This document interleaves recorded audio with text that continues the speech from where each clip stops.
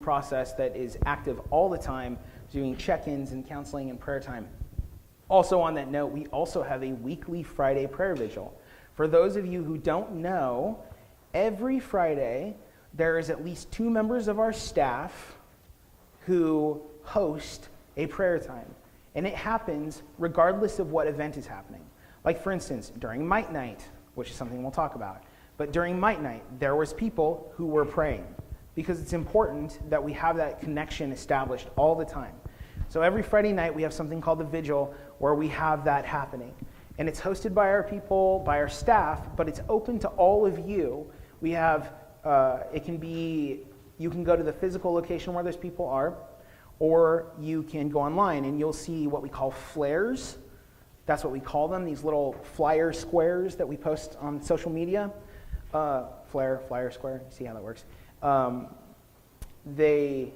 When they post those, it's not for fun. They're posting them to let you know that now is a time where we're praying as a church, or now is a time where counseling is available to you as a church. And so these things happen. Every Monday night, there are people who are available to talk to you if you need to talk. And every Friday night, there are people who are available to pray with you if you want to pray.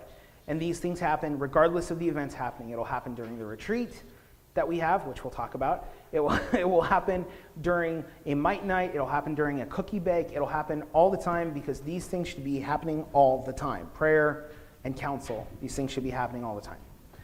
Shout out to Dylan and Rose for joining regularly at the prayer vigil. Yep, you should look to them as examples of what you can do as well and how you can be a part of it. We need people to be praying for this church and this body constantly on top of just the regular things that need prayer. At Firesmith, which is not to be confused with Firewalker or any of the other fire groups that we have. The Lamplighter, the Ladies of Light, no, that doesn't exist anymore. Fireflies. Anyway, at Firesmith, which is our man group that we have, our biological man group, we, like I said earlier, we've been experimented with leading a Bible study. We took on that daily Bible study. We've gone through several books in the Bible. Right now, we are in this sort of course of dealing with a very interesting topic for us, which is we've been dealing with a slew of books that are sort of surrounding the same topic, which was the Jewish exile, where they were returning from the exile. So we have Nehemiah and Ezra, and we're starting Haggai, and these are all books that have to do with coming out of the state that they were in and going and rebuilding Jerusalem, rebuilding the Jewish temple, and it seems to be pretty appropriate considering that we are about to go into building a new worship center for our community. So it's pretty interesting to look through all that. And it's been good, and we've been getting a lot of interaction that way. Also, history repeats itself. The BRS, which is the Baby Ruth Society, it's a group of women in mentorship. I don't know how else to say that, but it's like they're mentored into being leaders. The Baby Ruth Society, which is one of our oldest ministries and has quite a bit of young ladies in it that meet, during the month. They repeated something that, was an old historical event. The original Baby Ruth Society, which was Jasmine and Jacqueline and Jen, right? And now they're all almost 30. The original, it's true, right? That's about right, yeah. The original Baby Ruth Society, back in the day, really wanted a prom. So it decided to throw a prom for the entire church, and people didn't think that it would be cool. How old were you guys? 11 or 12. People didn't think that it would be very cool, but it was a blast. And it started this trend of having dances and people asking me to sing songs that were played by women originally.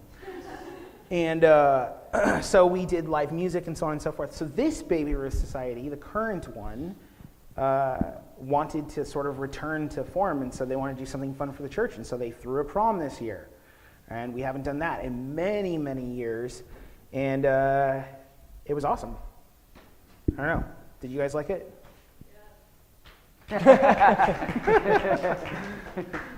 Yes. All right, cool. Enthusiastic. Here we go. So, so that was cool. And hopefully they'll continue to do stuff like that. The Outsiders, no, hold on. Haven broke up successfully, which for us means not breaking up, but breaking up. So the Haven ministry had been around for like 12 years and been living together communally for a long time within the church.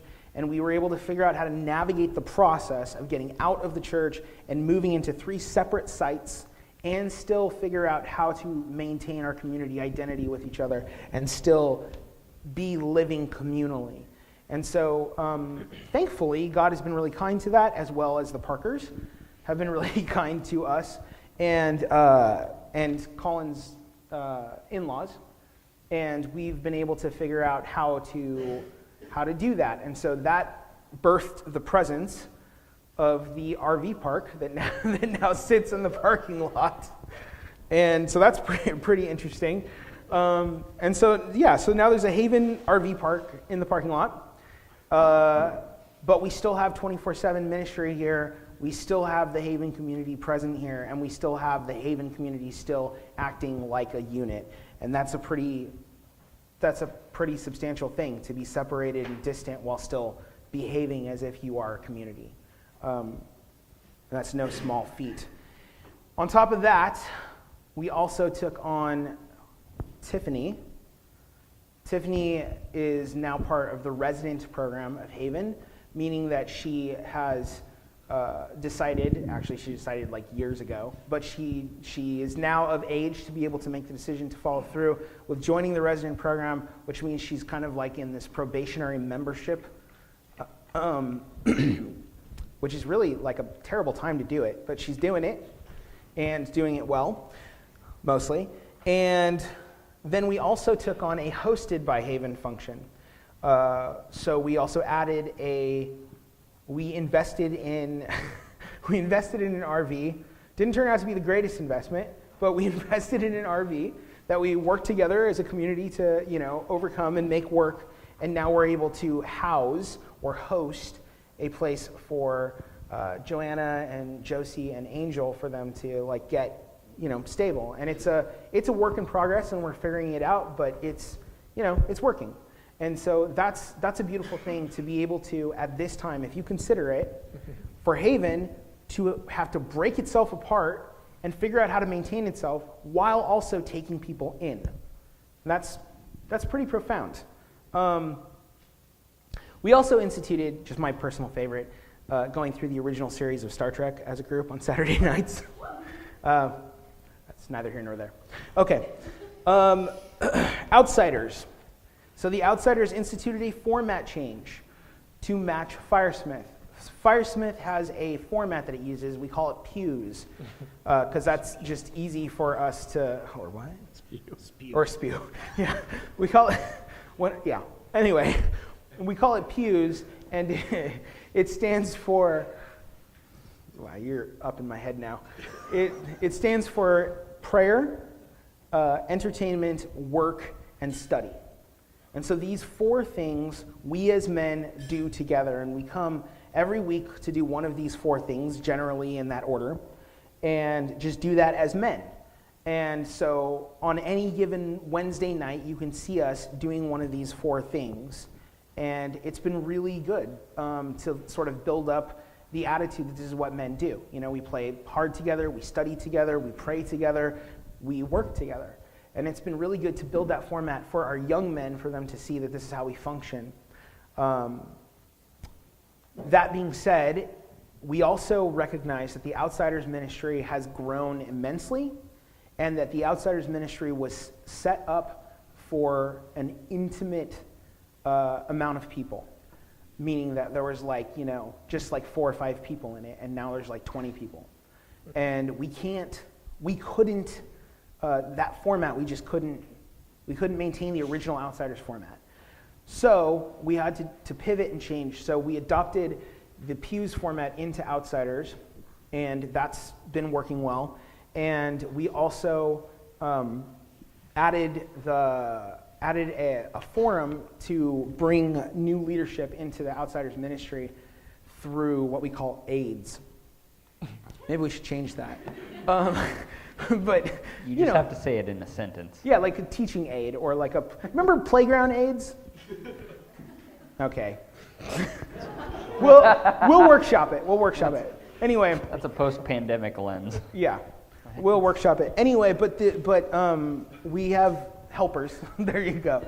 We have helpers, and so we've been fortunate enough to have LU and Brian and Paul and Beth. Sorry, I'm not looking at my notes. There's a lot here. LU and Brian and Paul and Beth come in on, they have a specific night where they help us with the Pews format. And that's been really good because we haven't really had the opportunity for other people to join in. But in the future, we hope that others can can come in through that format, basically, and be connected to the culture of young adults within the church, which is just a really viable, growing part of our church. Yeah. Also, the Outsiders were able to get an introduction to working with our Lamplighter program as well. So that was a great opportunity for those in the Outsiders program to see what Lamplighter's is all about and to also get some practice in that. And there's future efforts that will be made for them to actually get out and put those skills that they learned to the test and get more information that Lamplighter's is trying to gather in that. So it's a good opportunity for growth for them as well. Right, and for those of you who don't know, the Lamplighter's program is it's a means to gather information so that we can inform our ministries, while at the same time having conversations with non-believers about their views on things. And it's been a good program. If you want to get to know more about that, you can talk to Heidi specifically. She heads up the Lamplighter program. And it's a good first step for people to get into evangelism, if that's something that you guys are interested in. So that's been good. And we had the return of a few things. I just want to say real quick, as we're going through all this, especially those of you who are like looking for a place to plug into the church, looking to investigate, see what your gifting is, see how you want to contribute to the body, how you want to connect and relate with everybody. Just be thinking about all these things, as we're going through all this stuff. Like Outsiders is a really good example where we've put in a mechanic for people that are, full-blown adults to come in and to serve and to connect and to have those opportunities in that like ministry to bring our young people and young adults out into full-blown, like, I don't know, adult status or whatever you want to call it. But all these different things, the prayer situation, like the different men's ministries and women's ministries and all these things. Just be thinking about that for yourself and use this time to like reflect on that and how you want to go into the next year and how you want to be able to connect in the body and serve God and serve each other. Yes, we have had just a remarkable year kind of in general in terms of needing to pivot as a staff.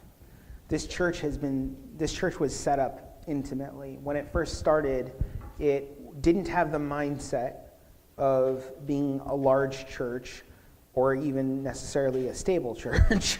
It just had the mindset of being a church. And so because of that, most of our ministries have not been set up to handle the influx of people, to be able to handle to be able to put out the necessary resources. Now, fortunately, over the years, God has been gracious to us and pulled back the curtain a little bit ahead of time and allowed us to see a few things that have really been helpful. Like, during the pandemic, we didn't have to shut down. We were very able to use technology, for instance, and other churches who are much more matured than us were unable to pivot that way. So God has been like really kind to us in that we've been able to adjust. But this year has been a ton of adjusting. And one of those things, or some of those things, is the return of certain ministries where we realized that we could not run those ministries the way that we had run them in the past. So one of the biggest challenges this year for us was the retreat. The retreat was a difficult task for us to pull off because we are used to having, a fairly small amount of people show up for a fairly small amount of time during the retreat. This year we had to rent a group site because we're too big, and we've never experienced that before. We just haven't. And so taking into account those things has been difficult for us. It's a welcome challenge. It's a good problem to have, but it's been new for us to sort of pivot and adjust. And so you can really be keeping our staff in prayer, specifically like Heidi and Michaela and Kelsey and Beth. Those four in specific have really spent a lot of time figuring out how to pivot. Our other staff, especially as the sale goes through, are going to need a lot of prayer as well. I think specifically about Brittany, whose job it is to manage sort of the image and identity of the church. How do you do that when you don't have a building? How do you do that when you are moving into a location where nobody knows you, and so on and so forth? It becomes very, very important for you to protect the brand and for you to protect the identity. And so she'll need a lot of prayer. Sorry, Britt. She's like looking back there like, oh no. Yeah, and like, John's helping Colin with like finances and records, and like we're dealing with like a lot of money, and we've never really dealt with a lot of money in the past, and so that's a lot of work. But some of the trying to account for the scope of generations, Yeah, trying to think about the future, not just real us. site planning situation. Mm-hmm. So we could use a lot of prayer in that regard. But that being said, we've had to implement things that we didn't know that we'd have to implement. We brought the church retreat back, and we had to move in a direction that was uncomfortable for some people, and we got through it as a group, and it was a learning experience. And we could use your prayer in those things as to how to do that in the future. We had to throw, Thanksgiving, for instance. We've never had to set up